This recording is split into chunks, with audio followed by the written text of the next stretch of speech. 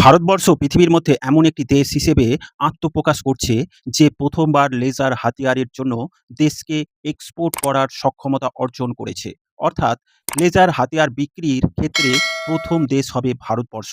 কারণ এই মুহূর্তে পৃথিবীর মধ্যে হাতে গোনা কিছু দেশ তাদের কাছেই আছে এই লেজার হাতিয়ার, যেমন আমেরিকা, ব্রিটেন, ভারত ও চীন। এমনকি রাশিয়াও লেজার হাতিয়ার উদ্ভাবনীর ক্ষেত্রে অতটা অগ্রগতি অর্জন করেনি, যেটা ভারত করেছে। আর ভারতের জায়গায় আসতে গেলে রুশকে অন্তত আরও কয়েক দশক এর ওপর কাজ করতে হবে। রাশিয়ার এই মুহূর্তে যা পরিস্থিতি, ড্রোন হামলায় পুরো রাশিয়া অর্থনীতি থমকে গেছে। পৃথিবীর দ্বিতীয় মিলিটারি সুপার পাওয়ার রাশিয়া আজ সম্পূর্ণ ইউক্রেনের ড্রোন হামলার কাছে পরাজিত হয়ে যাচ্ছে। ভবিষ্যতে রাশিয়া না চেয়ে বসে এই লেজার হাতিয়ার, তাহলে বুঝতে পারছেন এই টেকনোলজি কতটা ক্রুশিয়াল। কিন্তু এইবার ভারত এই প্রথম এমন দেশ হবে যে এই লিথল টেকনোলজির এই লেজার হাতিয়ার বিক্রি করবে। তবে এক্ষেত্রে ভারতের ডিফেন্স বিশেষজ্ঞ মহলে চিন্তা আছে যে এত জটিল টেকনোলজির হাতিয়ার অন্য দেশকে যদি বেচা হয় তাহলে টেকনোলজির লিক হওয়ার সম্ভাবনা থাকতে পারে। কারণটা বিশ্লেষণ করে পরে বলছি। তবে রিপোর্ট অনুযায়ী জেনে রাখুন, এই ৮ মাসের ভারতীয় কোম্পানি ডিইএল কে বলেছে বহু দেশ এই হাতিয়ার আমরা কিনব, এবং এই হাতিয়ারের ইন্টারসেপ্টর সক্ষমতা কত, কত রেঞ্জ এবং এর অ্যাটাক ক্যাপাবিলিটির অ্যাকিউরেসি ও ইন্টেন্সিটি পূর্ণ তথ্য আমাদিকে দিন, এবং এই হাতিয়ারের মূল্য কত হতে পারে সেও বলে দিন।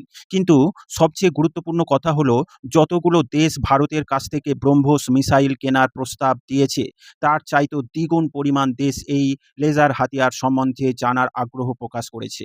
আপনাদের মনে প্রশ্ন আসতে পারে, কেন এই লেজার হাতিয়ারের দিকে ছুটছে অন্যান্য দেশ? কারণ এই মুহূর্তের যুদ্ধগুলো দেখুন, স্বল্প দামের ড্রোন দিয়ে বড় বড় মিলিটারি ইনফ্রাস্ট্রাকচার, মিলিটারি ক্যাম্প ধ্বংস করে দিচ্ছে পিন পয়েন্ট অ্যাকিউরেসির সাথে। আর এই ড্রোনকে যদি মিসাইল দিয়ে ভূপাতিত করা হয় তাহলে একটি মিসাইলের দাম $2 থেকে $3 মিলিয়ন খরচা করতে হচ্ছে, এবং ভবিষ্যতে যেভাবে ড্রোন হামলার প্রবণতা বাড়ছে তাতে করে মিসাইল দিয়ে তাকে আটকানো যাবে না। একমাত্র স্বল্প খরচে লেজার বিম দিয়েই যদি আকাশে ধ্বংস করা যায় তবে তা সাশ্রয়ী হবে এবং ইন্টারসেপ্টরের করার সক্ষমতা বেশি থাকবে। সমস্ত আরব দেশ দেখে নিয়েছে ড্রোন কিভাবে একটি দেশের মেরুদণ্ড ভেঙে দিতে পারে। ইরান যুদ্ধে তা প্রমাণিত হয়েছে।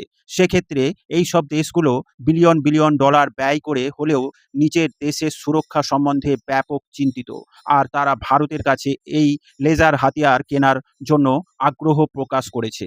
কারণ তারা দেখেছে যে কিভাবে সামান্য পয়সা ড্রোন আমেরিকার মতো সুপার পাওয়ারের সক্ষমতাকে ১২টা বাজিয়ে রেখে দিয়েছে। সেই জন্য এখন পৃথিবীর সমস্ত দেশ চিন্তাগ্রস্ত হয়ে, আমাদের কাছে যতই টাকা থাক আর যতই সক্ষমতা থাক, কিন্তু যদি ছোটোখাটো শত্রু ড্রোনকে যদি ভূপাতিত না করা যায় সম্পূর্ণভাবে, তাহলে এই সক্ষমতা কোনো মূল্য থাকবে না। কারণ এখনকার যুগ হচ্ছে সম্পূর্ণ ড্রোন ওয়ারফেয়ারের যুগ।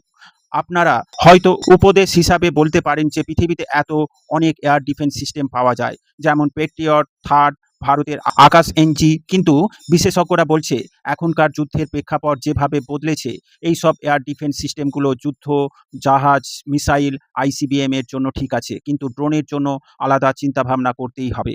আর একটা বিষয় হলো, যেহেতু লেজার হাতিয়ার উদ্ভাবন হয়ে গেছে, আজ না হলেও কাল হয় আমেরিকা নয় চীন তা অন্য দেশকে বিক্রি করবে। কিন্তু ভারত যে ভয়টা পাচ্ছে টেকনোলজি লিক হওয়ার, তা ভবিষ্যতেও হতে পারে। অতএব ভারত চিন্তাভাবনা করছে প্রথমেই এই বাজারটাকে ধরে নেওয়া এবং বিলিয়ন বিলিয়ন ডলার ইনকাম করে আরও উন্নত হাতিয়ার তৈরি করা।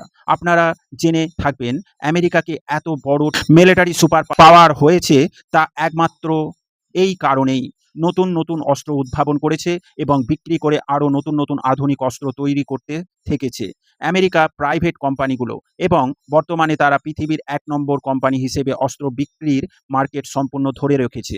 অতএব ভারতকেও এ বিষয়ে মজবুত পদক্ষেপ নিতে হবে এবং লেজার অস্ত্র বিক্রির ক্ষেত্রে ভারতের প্রাইভেট কোম্পানিগুলোকে ছাড় দিতে হবে, যাতে করে তারা বিদেশে বিক্রি করার সক্ষমতা অর্জন করতে পারে। প্রিয় দর্শক, আপনাদের কি মত? ভারতকে কি লেজার অস্ত্র বিক্রি করা উচিত? আপনাদের মতামত অবশ্যই কমেন্টের মাধ্যমে জানাবেন। ভিডিও ভালো লাগলে লাইক ও শেয়ার করবেন। ডিফেন্স, ফরেন পলিসি ও জিও পলিটিক্স রিলেটেড খবর পেতে এই গ্লোবাল নলেজ বাংলা চ্যানেলটিকে সাবস্ক্রাইব করে আমাদের সাথে জুড়ে থাকুন। সকলকে জানাই আন্তরিক ধন্যবাদ। জয় হিন্দ।